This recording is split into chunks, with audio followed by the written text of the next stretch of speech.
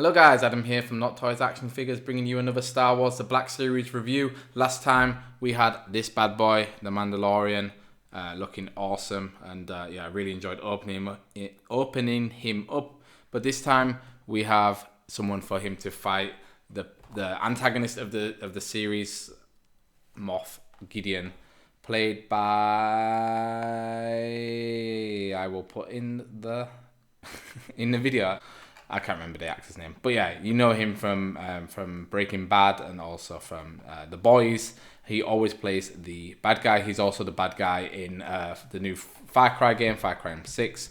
But yeah, a really great antagonist. Lots and lots of intrigue behind him, and especially because of this Dark Sabre. And when we look at his box, we can see he does come with the Dark Sabre and a pistol. He's dressed in all black, very reminiscent of kind of like an Imperial TIE fighter pilot. Yeah, he has this gorgeous angled box with the artwork on the side. These things always look great, and because it's the Mandalorian, it is gold at the bottom. On the back, we have a little bit of story. Imperial Moff Gideon is fiercely determined to capture a specific quarry. Clever and formidable, Gideon values power and knowledge. I couldn't do a lot of P's in there.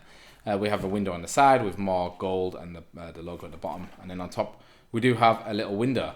But yeah, I'm excited to get him out and see what he's got. So let's open him up.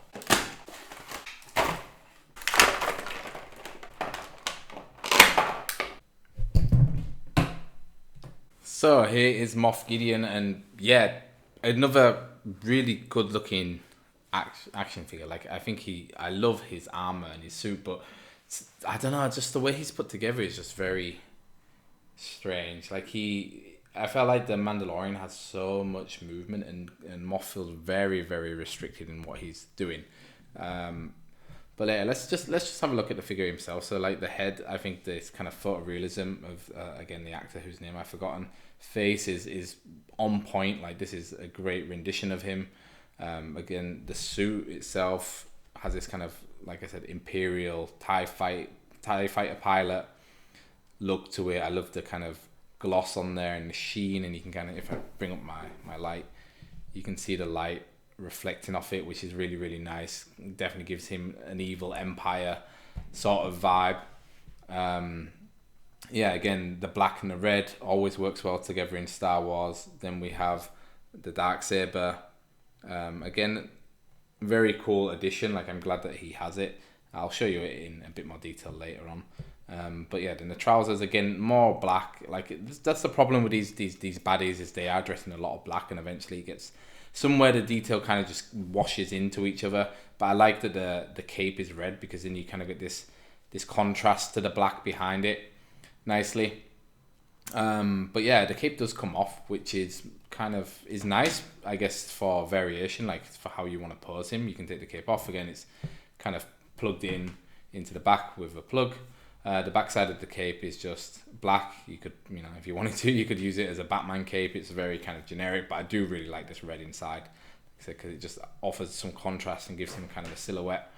Yeah, let's have a look at his weapons. So we have Sabine Wren's Dark Sabre, or the Mandalorian Dark Sabre, if you don't know what the Dark Sabre is, because maybe you only saw it in the Mandalorian. You should definitely check out Rebels, and yeah, I think it was just in Rebels. I don't think it was in Clone Wars. For the backstory behind it, basically, there was a Mandalorian Jedi, and he created the Dark Sabre, and they cherish it as like a relic and as a symbol of power and whoever wields it has the right to rule Mandalore. What's really cool is that you can take the blade out, so you can just use the hilt. The only issue is the hilt doesn't seem to have any peg or anything on it. Let me just focus so you can see, because so you can't just put it on him on his belt or anything, which is a little bit disappointing, because I wanted to have him with the Dark Sabre on his belt and the pistol in his hand.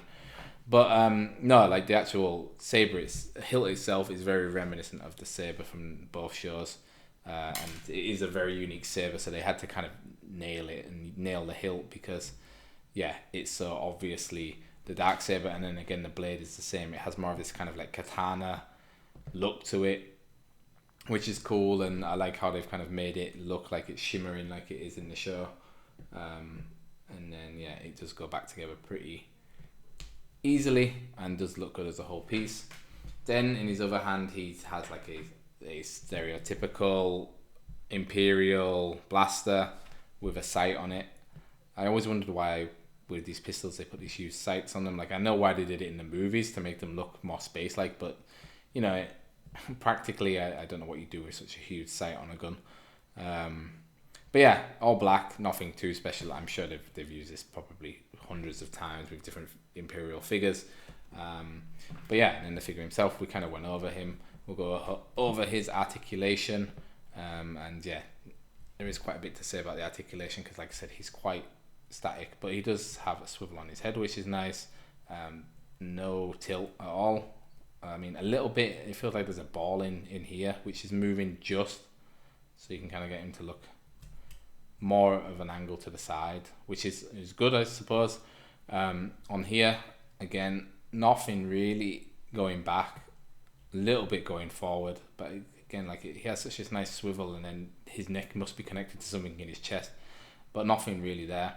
On the shoulders, you can see there is shoulder pads, and yeah, I would warn you to be very careful because you can get the arm to go up to 50, but you see there how the shoulder pad is a bit hard to see because of the black, but if I put the red behind it, kind of kicked out, and I don't think that's really supposed to happen because when you put it back, the shoulder pad comes off. You can kind of see down there how it's connected. It looks like with some type of peg into his arm, so you can push it back in place and it does stay there, but yeah, it's not as flexible as Mandalorian's was in the least. But yeah, like, it is pegged onto his arm, so his arm does go 360. The elbow comes up to about here, and it also has swivel on the elbow, which is nice, especially on his trigger arm.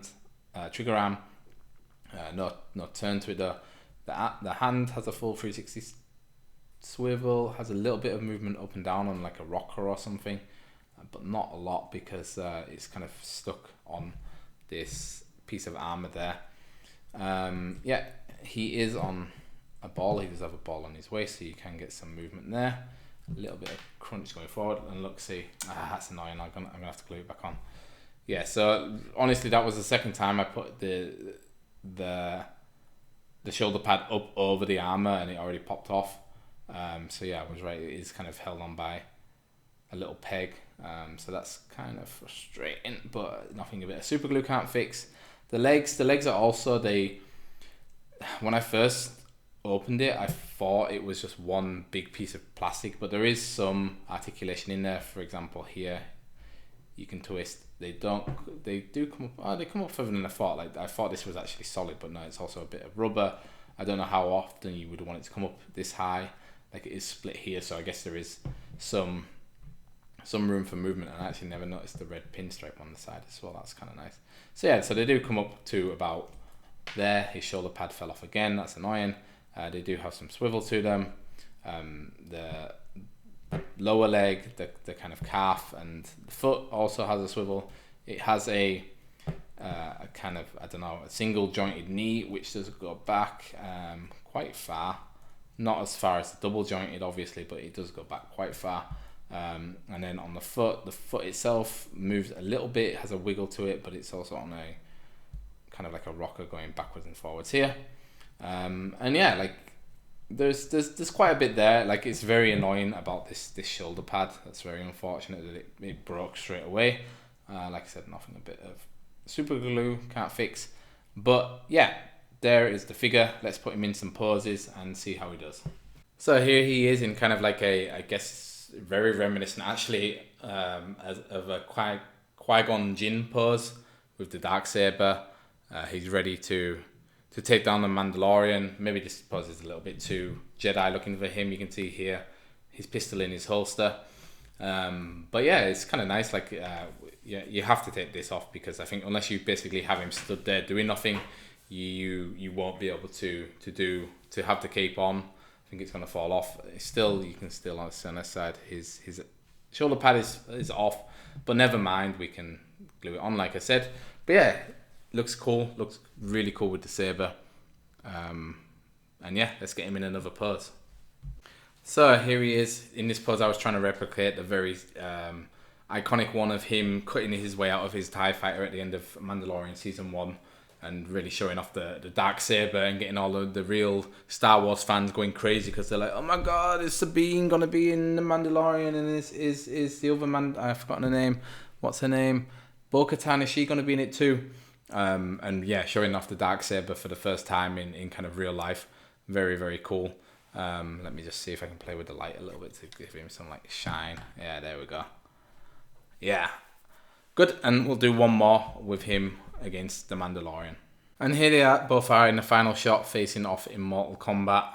There, Gideon pulling out his blaster to blast at Mando, and Mando trying to hold him off with his rifle, which probably wouldn't go well for him with the Dark Sabre. But yeah, it's cool to see them together. They both do strike a contrast with one another, like just how clean Gideon looks in his kind of Imperial armor and the all black, the black on black on black with red highlights, and then how Mando again kind of looks like this scavenger, this multi-max work of different types of armor. Hang on, I'm just trying to play with the light just to get a cool shot. That's kind of cool. Yeah, two really cool figures. A shame about Moff and about him breaking and this coming off, but yeah, and also the cape. Like I like how they kind of made Mando's cape a little bit more flexible and a bit more durable for posing, but still, like I do like Moff in just this all black kind of plastic looking armor, which is awesome, and the red pin sets down the side. But yeah, let me know which figure you like the most. Do you prefer Moff Gideon or the Mandalorian, the original Mandalorian from the very start of the series? Yeah, and if you enjoyed the video, make sure you give it a like. That helps a lot. Make sure you subscribe for more videos. I think after these ones, we're going to do some Power Ranger Lightning Force videos because yeah, the last two have been Star Wars, so I want to sprinkle in some more Power Rangers. And if you have any kind of other toy series that you're interested in seeing, let me know about them in the comments, and yeah, I'll see what I can do. But yeah, thanks a lot for watching, guys. I hope you enjoyed the video, and we'll see you next time. Bye bye.